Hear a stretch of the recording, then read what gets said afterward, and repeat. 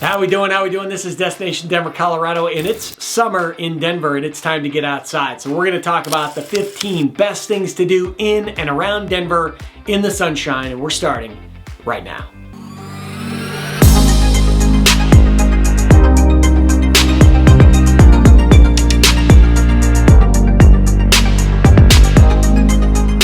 Alright, this is Destination Denver, Colorado. I'm your host, Jimmy Everson. Listen, if you're interested in learning all the ins and outs, pros and cons of moving to or around the Denver Metro and Colorado Front Range, this is definitely the channel for you, and you're going to want to click that subscribe button below. And as much as I try to be informative here on camera, I'm also a licensed mortgage broker covering the entire state of Colorado and team with some of the state's most talented realtors.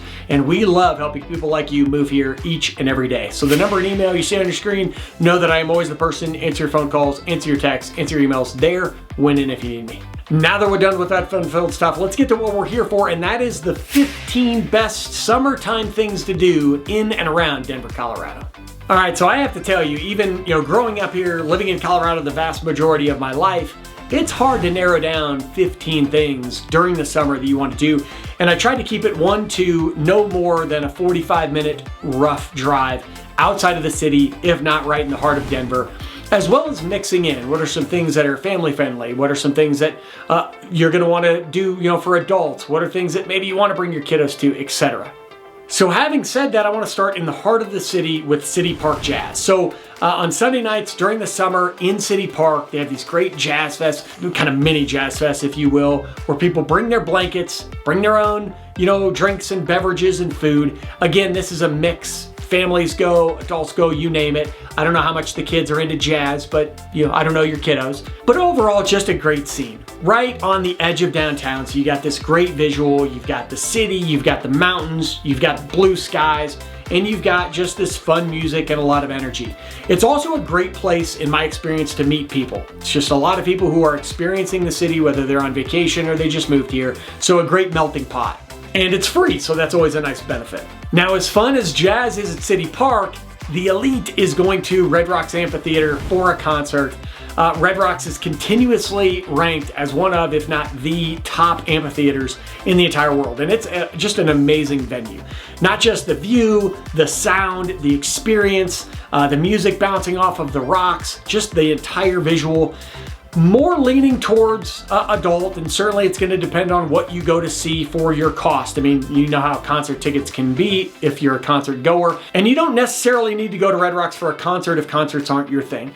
At night, they'll have things like Movies on the Rock, where they'll have a few different movies throughout the year that play. Still a really cool experience, kind of like the drive-thru, only it's at Red Rocks. And then if you want to go up during the day, which is still a very cool experience, they'll have yoga on the rocks, they'll have some different events. A lot of people will go up to Red Rocks and just exercise. They'll run around, do some different things. They'll run up and down the stairs. I would visit Red Rocks regardless, even if you're not going for a concert. Next up on the list, and just one that I really enjoy, and that's the Botanical Gardens there in the heart of Denver. Now, there's adults get in for $15 last I checked. Kiddos get in for about $11. Again, I don't know about your kiddos. I usually see adults there, but it's just a great experience. It's beautiful.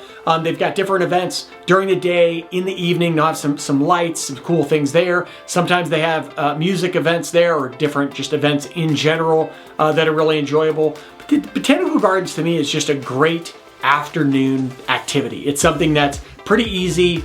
It's not a huge cost. I love to grab a cup of coffee, just kind of walk through the gardens, and yeah, it's just a beautiful, calming experience. And no, don't roll your eyes at me. I'm not taking you on grandma's tour of her rose bushes. I mean, it really is a cool experience. Next up, and probably Denver locals are gonna despise me for saying it, but you gotta go to a Colorado Rockies game. And I make the joke every single time. They are the greatest minor league baseball team in the history of Major League Baseball. Currently, we sit at 11 wins and 50 losses. We're on pace to be the worst team in history.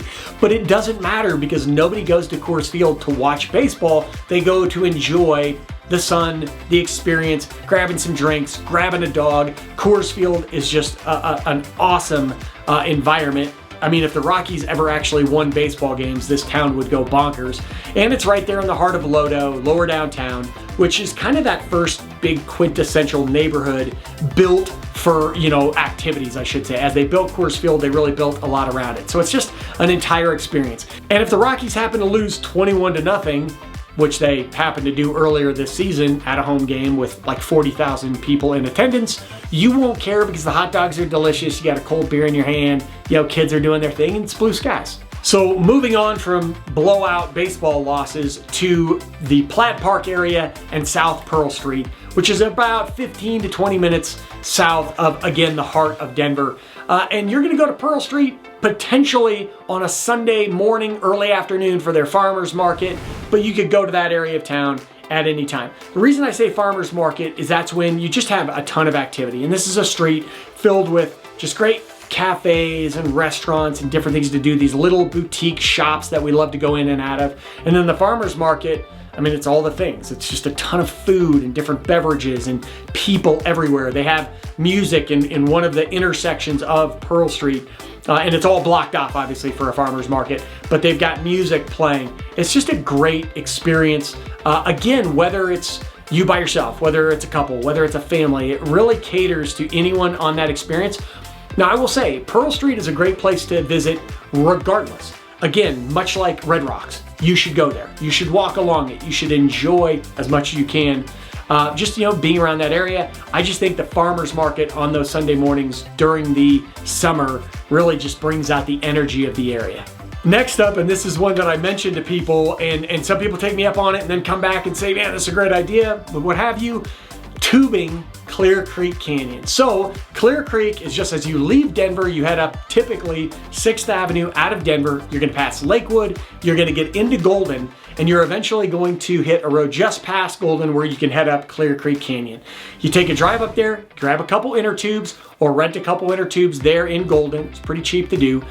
You wanna drive up that intersection, and once you get a little ways up Clear Creek, grab your tube, grab maybe your little floating cooler or a little cooler with some beverages, and tube down Clear Creek Canyon. It is fantastic. It's one of my favorite things to do. It's relatively calm. It's not like you're going down rapids or anything like that. It's just a cool experience. So this is really great for adults. It's great for older teenagers. You know, I'll have you judge as you see the water. Again, Colorado doesn't have like, at least not, Clear Creek Canyon is not this massive river, but whether or not you want, you know, younger kiddos in there or not, great experience. Probably the only caveat to this is obviously you need to drive up and then you're gonna tube all the way down. So you need some way of getting back to vehicle A. So some people will do it with 2 vehicles.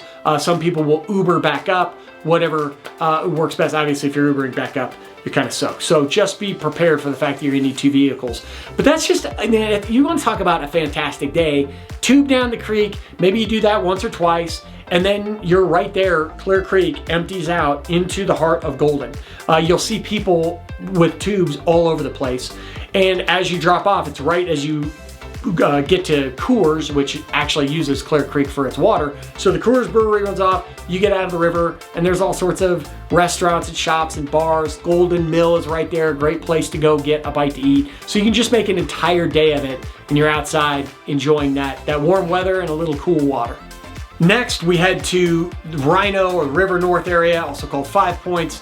Rhino, the art district there. And you're gonna head up there for the art district walk. There's just a lot of cool exhibits to walk around the streets. There's some art galleries that you can go into. And again, this is a no-cost activity. I mean, other than maybe grabbing some food and some drinks, you're not paying for anything. But Rhino is just a very cool area. It has a lot of culture to it, a lot of history to it, good environment to go out to and check out. And there's also a ton of breweries in that area, so it's a cool thing to do where you can do some brewery hopping. Again, check out some different venues and just get into kind of that, again, that culture of Denver where you're not just kind of check marking the top attractions, if you will.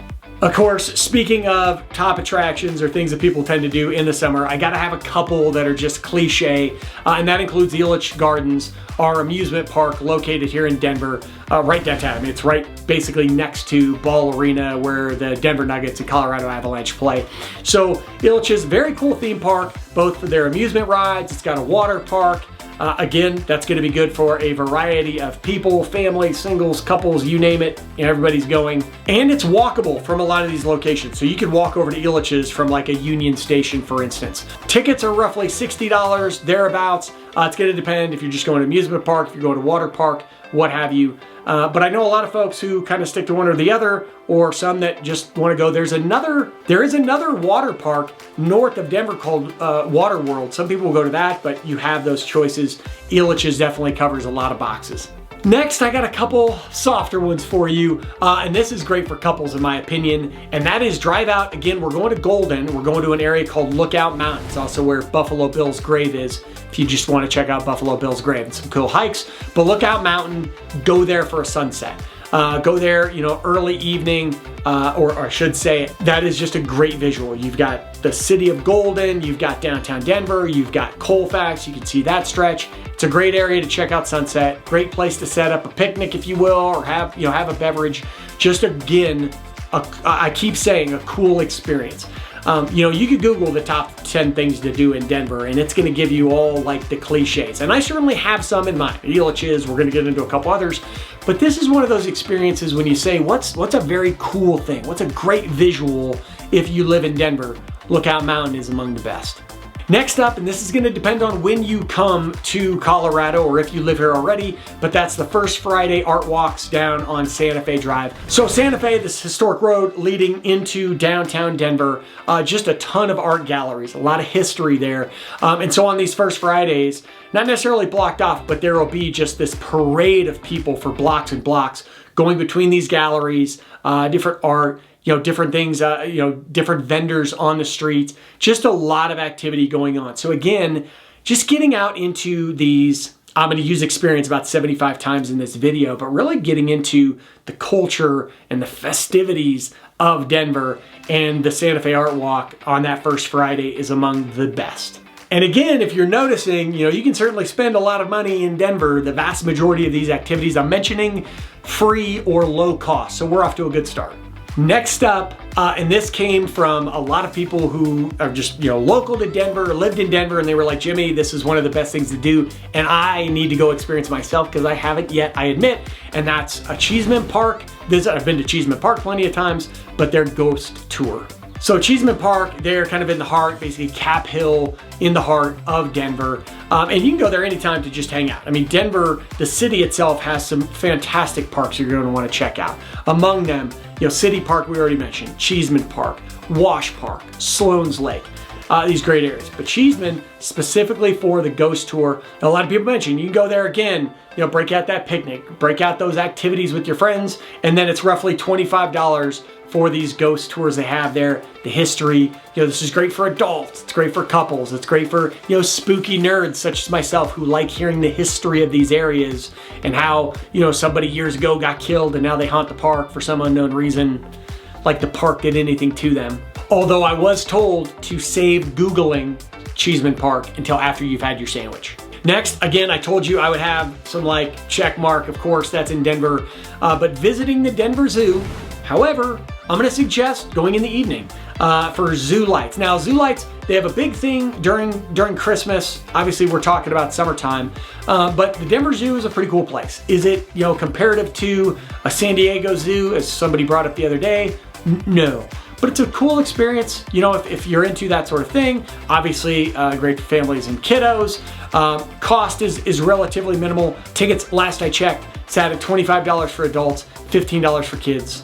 Now, the nice thing about going at night is, although there are certainly kids there, if it's adults, you do have fewer kids. You do have more of an adult vibe, so something to consider. One last one that's kind of, again, close to Denver, and then we're going to branch out just a little bit, but that's going over to Confluence Park and the REI store there in Denver. Now, I know you hear that and you're like, what, you're going to send me shopping? Is that what I'm going to do? I'm talking about just that general area. So Confluence Park sits between the heart of Denver and going into the Highlands, which if you've watched any of my videos, that is one of my absolute favorite neighborhoods in all of Denver. Just a ton of walkability, a ton of things to do.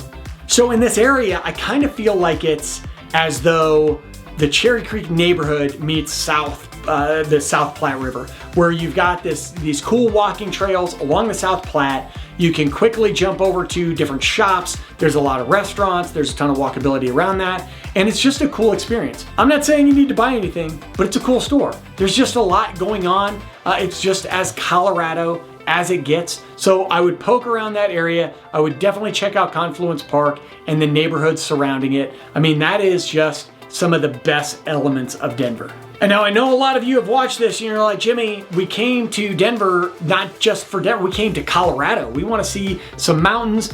So if you want to see some very cool hiking trails, but you don't want to drive 2 hours in the mountains, there are a ton. And I'm just going to name a couple. The first one I'm going to mention is one of the more popular, and that is St. Mary's Glacier. So it is towards Idaho Springs, roughly an hour outside of Denver. That's probably the farthest I'm going to have you extend out. You can certainly go farther, and there's certainly some incredible hikes, but St. Mary's Glacier is just gorgeous. It's a great hike. Obviously the end, getting to the glacier, getting to the lake. And I mean, you're gonna get up there and you're gonna see there's gonna be snow, odds are, in July. So it's this short but still steep glacier trail, leads you up into the hills, great visuals, great ending. You have those hikes where like the end is really worth the juice.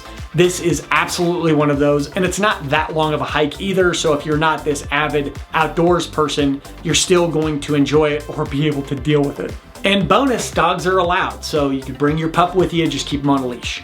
And last one, listen, I could have said, go up to Boulder and check out that community. You still should, but I'm gonna start you at the Chautauqua Trail. So Chautauqua is a great hike. Boulder sits along the Flatirons. There's a ton of great hiking trails.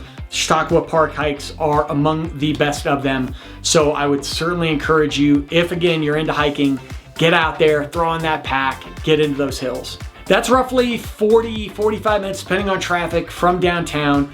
Could be an hour if traffic is significant, but I usually don't see that. I'd say 45 minutes to an hour should get you up there. You take I-25 over to 36, that's gonna get you straight over northwest into Boulder. And I mean, you're talking about Boulder's like most iconic hiking spot. You've got trail options, you've got lazy loops, you've got lung busters. And I mean, as far as your views, it's peak Colorado. I mean, it's the mountains, it's Boulder, it's got all of the things, it's checking all of the boxes. And then when you're done, like I said, head into Boulder, enjoy that experience. See, there's number 75, time I said that word. Get into Boulder, enjoy it, have some food, have some drinks, enjoy the culture. It's just a great day. That's like a good comparison, like tubing Clear Creek Canyon and then getting into Golden, hiking Chautauqua, then going into Boulder, both just fantastic days. But there you have it. There are 15 fun summer experiences. And again, there are so many more that we can dive into. I mean, I could keep you here for an hour and a half if we want to talk about all the fun things that you could do, especially if we're talking about an hour radius from Denver. I mean, hiking trails, you got some great ones within 30 minutes of Denver, if not less, getting down into Littleton. So a lot of options. And listen, if you want some more, hit me up. It's a perfect opportunity to give me a call, shoot me an email, shoot me a text. I'm always there, when and if you need me. This is Destination Denver, Colorado. I'm your host, Jimmy Everts. That was the 15 best summertime things to do in Denver, Colorado. Till I see you next time.